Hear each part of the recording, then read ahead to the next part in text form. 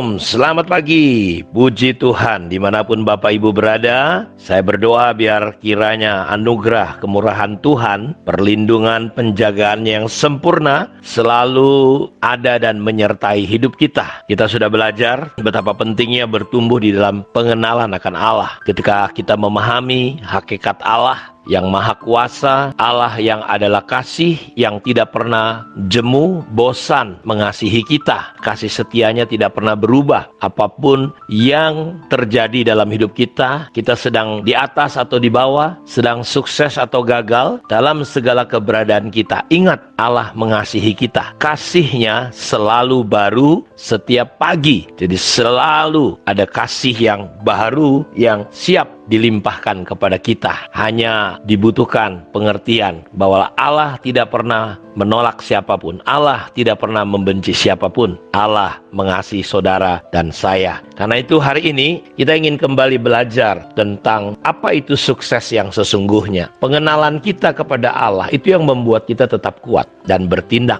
Dan kita sudah belajar bahwa untuk bisa bertumbuh mengenal Allah, kita perlu beri waktu kepada Tuhan dalam hubungan kita secara pribadi, dalam doa dan firman. Yang kedua, kita perlu praktek apa yang sudah kita tahu sampai jadi kehidupan, sampai respon kita adalah kebenaran. Dan yang ketiga adalah kita perlu belajar untuk tertanam dalam rumah Tuhan, hidup dalam komunitas, tidak tinggalkan ibadah atau hubungan atau komunitas yang dimana kita ada. Saudara harus mulai berfungsi, karena ketika kita tertanam di rumah Tuhan sampai masa tua kita akan tetap berbuah, gemuk, segar. Jadi prinsip-prinsip inilah yang kita perlu hidupi di dalam kehidupan kita. Hari ini kita ingin belajar tentang apa itu sukses dan apa yang ada di pikiran saudara ketika mendengar kata sukses. Saya punya definisi, sukses bukan cerita atau bicara tentang sebuah hasil. Saya justru menyebut sukses, keberhasilan adalah sebuah rangkuman kegagalan-kegagalan yang kita alami dalam proses perjalanannya. Dari kegagalan, di mana dalam setiap kegagalan kita belajar, kita sadar, dan kita melibatkan Tuhan, kita mengambil hikmatnya, sehingga akhirnya kita memiliki pengertian-pengertian. Karena itu sukses bukan cerita hasil. Banyak orang nggak suka dengan proses, dia kejar hasil saja. Padahal hasil adalah sebuah akibat ketika kita hidup di dalam prinsip-prinsipnya Allah. Karena itu saya mau katakan, sukses adalah sebuah proses perjalanan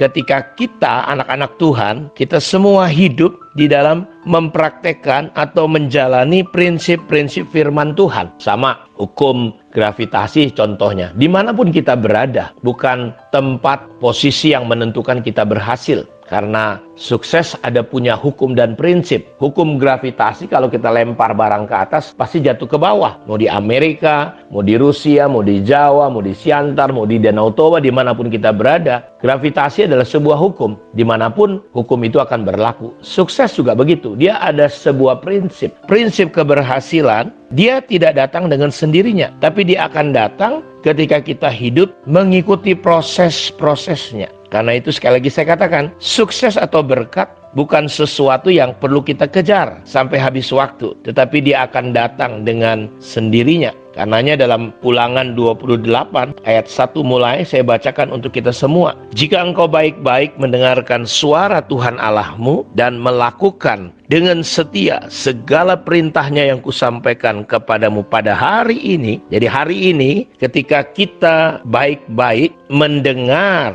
dan melakukan dengan setia, dengan tekun segala perintah yang disampaikan oleh Tuhan kepada kita. Ayat ini berkata hari ini. Jadi nggak tunggu besok, sebulan, setahun, hari ini juga. Dalam dimensi roh akan terjadi yang namanya hukum keberhasilan, hukum sukses datang kepada kita. Ayat ini berkata, maka Tuhan Allahmu akan mengangkat engkau di atas segala bangsa di bumi. Segala berkat ini akan datang kepadamu dan menjadi bagianmu jika engkau mendengarkan suara Tuhan Allahmu. Diberkatilah engkau di kota, diberkatilah engkau di ladang, diberkatilah buah kandunganmu, hasil bumimu dan hasil ternakmu, yakni anak lembu, sapimu, dan kandungan kambing dombamu. Diberkatilah bakulmu dan tempat adonanmu. Diberkatilah engkau pada waktu masuk dan diberkatilah engkau pada waktu keluar. Tuhan akan membiarkan musuhmu yang maju berperang melawan engkau terpukul kalah olehmu. Bersatu jalan mereka akan menyerang engkau, tapi bertujuh jalan mereka akan lari dari depanmu. Tuhan akan memerintahkan berkat ke atasmu di dalam lumbungmu dan di dalam segala usahamu. Ia akan memberkati engkau di negeri yang diberikan kepadamu oleh Tuhan Allahmu. Tuhan akan menetapkan engkau sebagai umatnya yang kudus seperti yang dijanjikannya dengan sumpah kepadamu. Jika engkau berpegang pada perintah Tuhan Allahmu dan hidup menurut jalan yang ditunjukkannya, maka segala bangsa di bumi akan melihat bahwa nama Tuhan telah disebut atasmu dan mereka akan takut kepadamu. Juga Tuhan akan melimpahi engkau dengan kebaikan dalam buah kandunganmu, dalam hasil ternakmu dan dalam hasil bumimu, di tanah yang dijanjikan Tuhan dengan sumpah kepada nenek moyangmu untuk memberikannya kepadamu. Tuhan akan membuka bagimu perbendaharaannya yang melimpah, yakni langit, untuk memberi hujan bagi tanahmu dan masanya, dan akan memberkati segala pekerjaanmu, sehingga engkau memberi pinjaman kepada banyak bangsa, tetapi engkau sendiri tidak meminta pinjaman. Tuhan akan mengangkat engkau menjadi kepala dan bukan menjadi ekor. Engkau akan tetap naik dan bukan turun apabila engkau mendengarkan perintah Tuhan Allahmu yang kusampaikan pada hari ini, kau lakukan dengan setia.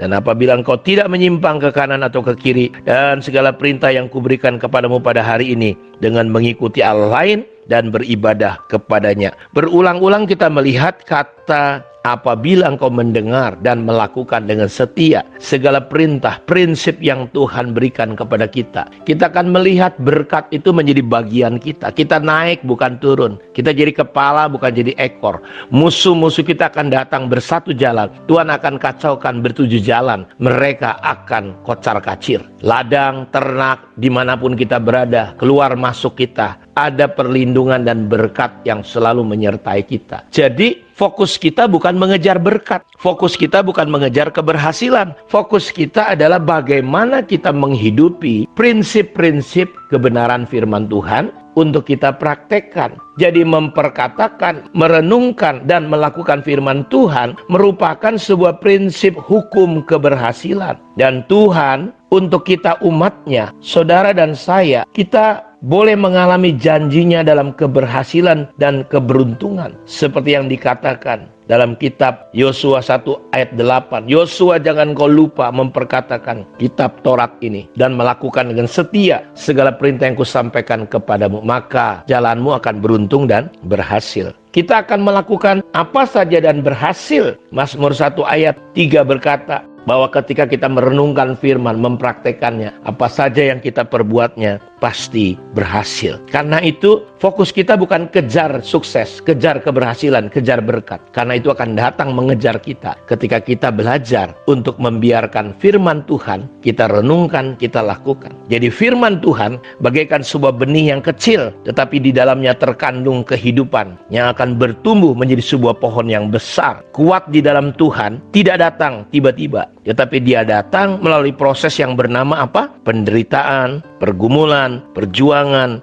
pengorbanan, kesabaran, dan kesetiaan dalam kita mempraktekkan firman Tuhan. Kiranya Tuhan Yesus memberkati kita semua pada saat ini. Hiduplah dalam hukum keberhasilan, yaitu merenungkan, mempraktekkan firman Tuhan dalam hidup kita. Keberhasilan, keberuntungan akan jadi milik kita semua. Shalom.